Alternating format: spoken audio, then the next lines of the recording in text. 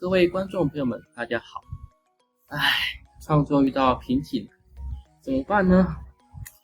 没关系，今天我们来聊聊畜产保健科。其实我进农工之前，大家知道园艺科啊、农产品科啊、家政啊、食品啊，工科就是电机啊、汽修啊。但是其实我不知道，我完全不知道畜产保健科。更准确的来说，我不知道高中职就可以学到动物相关、兽医相关、解剖相关的科系。所以其实我非常的好奇，我为这支影片做了好多的功课，来聊聊令我心目中好奇的畜产保健科。首先呢，我必须说，全高雄只有旗山农工有畜产保健科，刚农没有。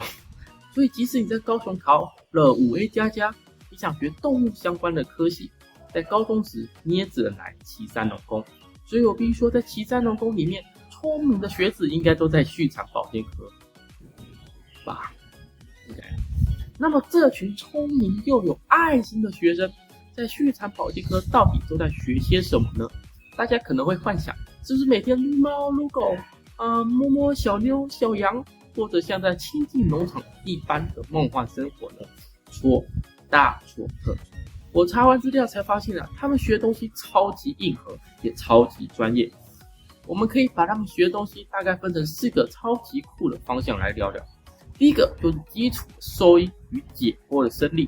其实我国中时就有学过解剖相关的，但这真的是我觉得高中时能学到最不可思议的东西了。他们不是只看动物可爱的外表，他们是要去了解动物的内部构造、骨骼以及内脏的器官，甚至他们还学动物疾病的防治，还有卫生的见解，包含怎么用显微镜看寄生虫，怎么抽血，怎么做基本的护理。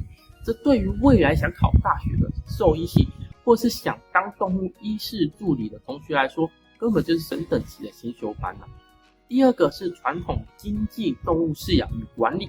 什么是经济动物？就是牛、猪、羊、鸡这些。你以为养猪养牛只要丢饲料就好了吗？现在都是讲求科学化饲养，他们要学怎么调配动物的饲料营养，怎么帮动物配种。对，你没听错，包含人工的受精，还有整个牧场的经营管理。当然实作课肯定是要亲自换青蛙装，穿雨鞋下去洗猪圈、洗清大便的。所以读畜保科的同学真的不能有偶包，他们是不怕脏不怕臭的狠角色，这一点我真的非常佩服。第三个是现在超级夯的宠物美容照护。现在少子化，大家不生小孩改养毛小孩，宠物市场有多大大家都知道所以畜产保健科也是与时俱进，他们会教宠物美容、剪毛、洗澡，还有宠物的日常健康照护与行为的训练。很多同学在高中阶段就会去考宠物美容丙级证照，毕业后就算不能马上读大学，去宠物店上班也是非常吃香的。最后一个叫做畜产品加工，这个也很有趣动物生产出来的东西要怎么处理？例如学校如果有养牛，挤出来的牛奶怎么做成优格奶酪，还有好吃的冰淇淋。猪肉怎么做成香肠、培根、肉干，这些他们都会在实作课程学到。真的是从产地到餐桌，一条龙全都包办。总结来说，我做完功课后，真正的觉得畜产保健科绝对不是一个来混日子、玩玩小动物的科技，它需要你有不怕脏、不怕累的职能精神，还要有厚实的科学基础。最重要的是，要有一颗真正热爱动物的心。如果你刚好对动物充满热情，想走兽医、宠物美容，或是现代化畜牧业，旗山农工的畜产保健科真的是一个会让你大开眼界的保障科系。好啦，今天影片就聊到这边，没有什么别的意思，就是瓶颈了，没题材了。